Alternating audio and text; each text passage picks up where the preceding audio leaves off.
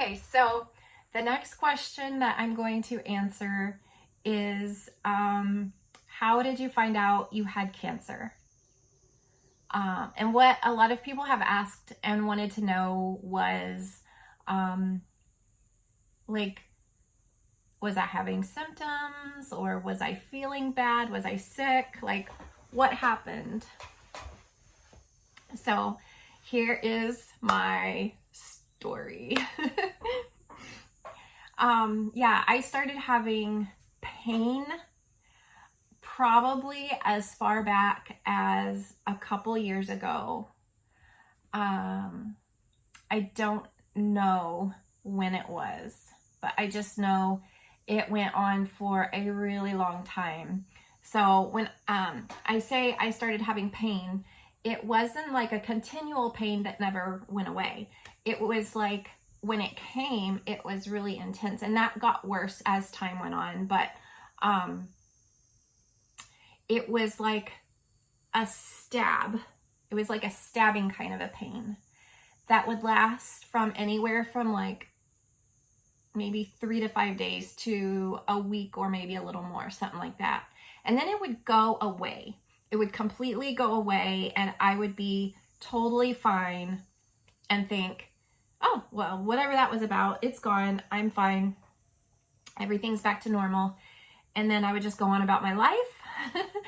And then it would come again for no apparent reason. It didn't follow any patterns, or, it wasn't monthly, or it didn't seem to have any rhyme or reason. It would just come, and I would think, oh, must have injured myself somehow or something.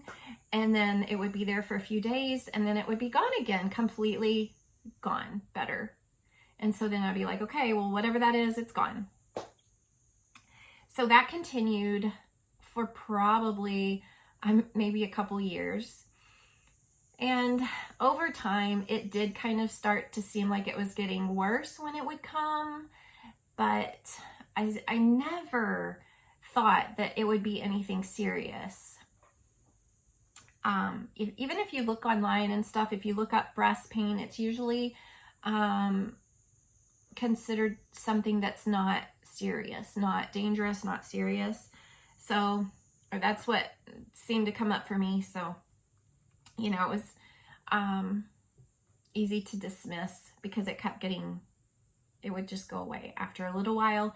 Now, I would just think, well, whatever my body's doing, it's going to go back away again. So I don't need to worry too much about this. And I just didn't think that it was anything to worry about. But as it went on, gradually over time, it was like, wow, this is, been happening more frequently, and it's really painful when it would happen. It would be really intense, and I would be like, don't come near me, to my family. I can't hug you today. Mommy can't hug you this week. Don't sit in my lap. Don't touch me. It was really intense pain, just like I had a knife stuck into my chest. So after a while last year, at some point, I asked somebody where I should go. Who should I go to? What should I do? And it ended up that I ended up getting a mammogram. I went in for a mammogram and never heard from it. They didn't find anything. I don't think they found anything. They told us they would let us know, they would get back with us if they found anything, and we never heard from it. So, okay, I'm fine. Whatever this is, it's nothing serious. Nothing showed up. Everything's okay. And just kept on, went on about my life. That was last fall. That was last October, I think. So, then in December, around Christmas time, this last Christmas, we went to America for Tyler's wedding.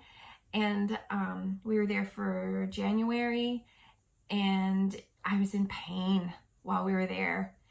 And sometime along in there, I think I started noticing that I wasn't only having like those week-long intense pain times, but that I was also always tender to touch or if I got bumped or anything, it was just always hurting like at that point. And then I think around January, I discovered that I was having a shape change.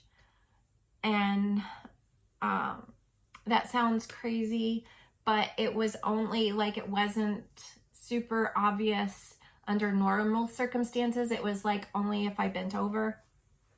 So it wasn't something that I would have seen or noticed, you know, under normal circumstances, but I was just starting to have so much pain and stuff that I was paying more attention and realized that I did have a pretty significant shape change. So yeah, then I researched it and I found something else that seemed like it fit my symptoms. So the other thing that came up that seemed like it fit my symptoms was something minor, nothing scary, nothing super serious. So I was happy to explain it away as just being that and not worry too much about it. And then a couple more months went by, and sometime in the middle of March, it was in the middle of another one of those super intense stabbing pain weeks. And I woke up one morning and something just snapped inside of me and was like, you have to go to the doctor. And it wasn't like at all that I was afraid it was cancer or anything serious at all. In fact, I still was absolutely convinced that it wasn't. I was so convinced that it was just this minor problem that sometimes happens, that sometimes requires surgery. So I was afraid that there might be a surgery involved, but at that point I was like, whatever it takes to get this stopped. I can't keep living like this. So I got up and I took myself to the doctor. I wasn't afraid it was going to be anything serious or anything. So I didn't know where to go. I really didn't know where to go. So I just decided to go to our local hospital in our town, the one where Asher was born. And I went on a Thursday morning, and I had no idea, but on Thursdays, that hospital has a doctor come from one of the big hospitals downtown Tokyo and comes out here and does a breast clinic in the hospital on Thursdays. And I didn't know that, but God worked that out, and I went on the day that they actually had a specialist there who could see me.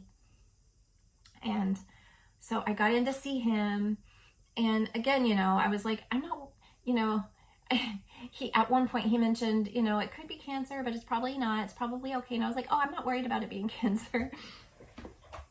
And he was like, oh, he said, well, just in case, I want you to come back in a week for a mammogram and an ultrasound. So he scheduled that for the following week when he was there again, and because that had to be an appointment. So I went back a week later, and I had a mammogram and an ultrasound that day. And still, I was completely convinced that it was absolutely nothing to worry about. Nothing serious, but I just wanted to get out of the pain.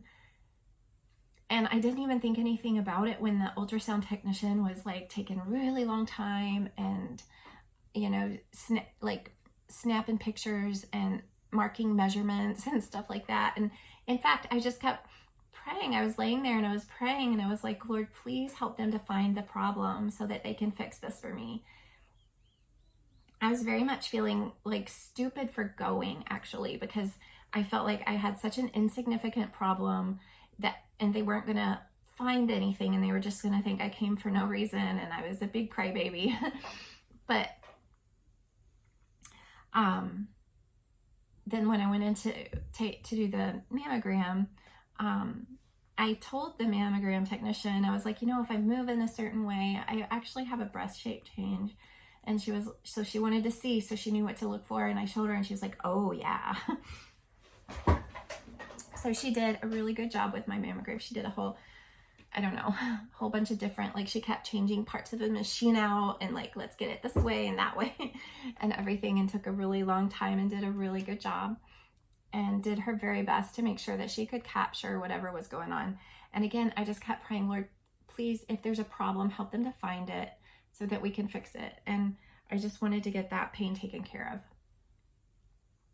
So then right after that, I went back down to the doctor and saw him immediately after that same day.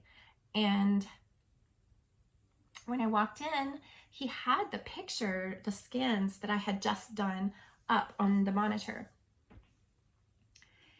And it looked like, I've described it before as like, if you have ever seen like a satellite image or something from space or way high up off the earth, looking at Earth at night, and Earth is dark, but then you see like light lines where roads are, and then they kind of converge into a big conglomeration of streaks of light in the cities. That's what it looked like. And I still didn't know. I had no idea what I was looking at, no clue. But, you know, he kept saying, well, we found this, you know. And that meant nothing to me, but he was very gently trying to tell me that he thought it was cancer. But I was so far away on a different planet in my mind that I was absolutely convinced that it was not cancer.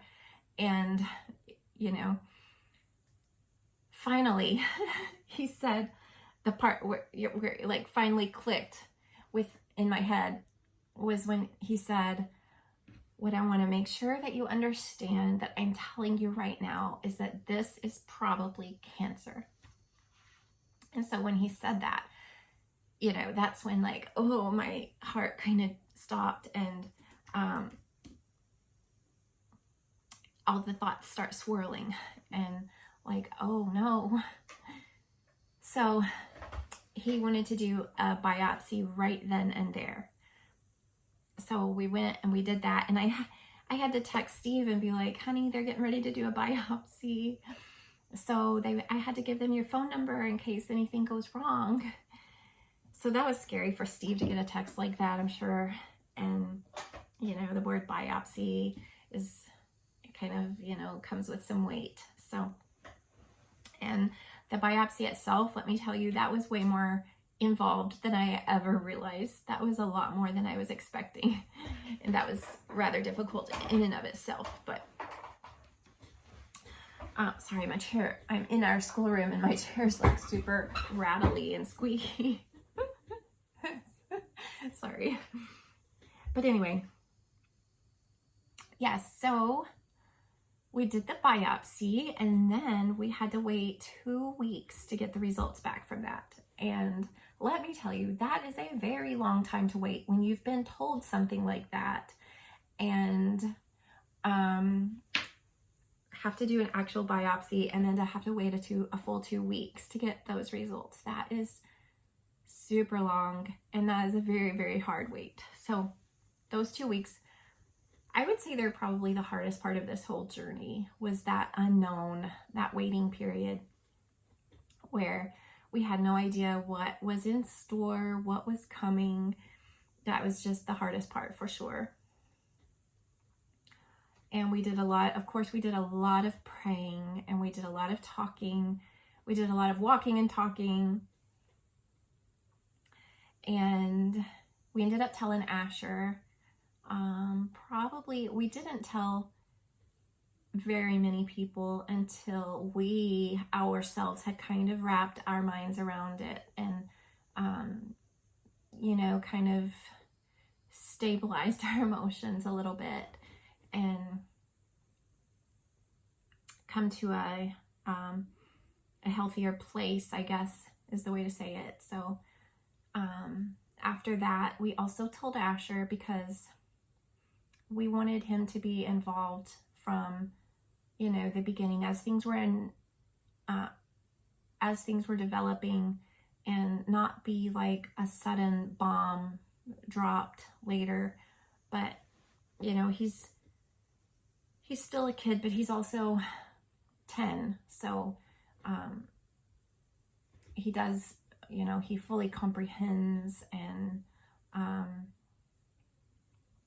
knows what's going on in our daily lives, and it was just going to be too hard to try to keep it hidden or whatever. But telling him was one of the hardest parts, because he did know what cancer was, and it took the life of his friend's mom. So it's actually one of his very real greatest fears that is kind of, you know, happening in a way. So that was really, really hard, and that was a very emotional night. But I was just so proud of him and amazed at the strength that he showed.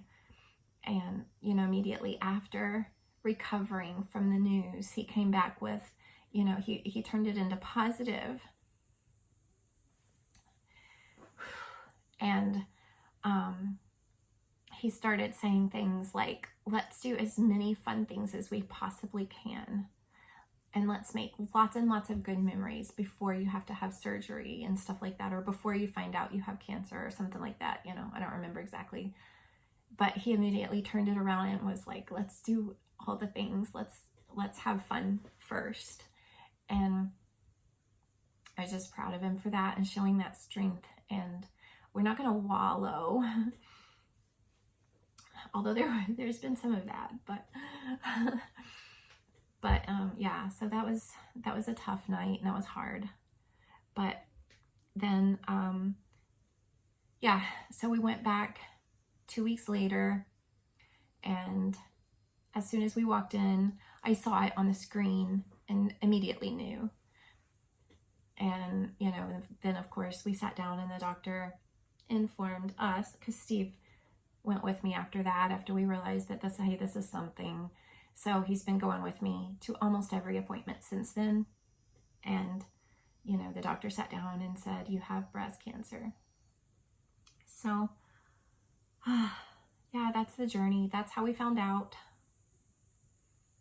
And yeah. So if you have pain, or you feel like something is definitely wrong, please just go get it checked out. And I'll talk more about the type of breast cancer I have in the next video, because this one's already long enough.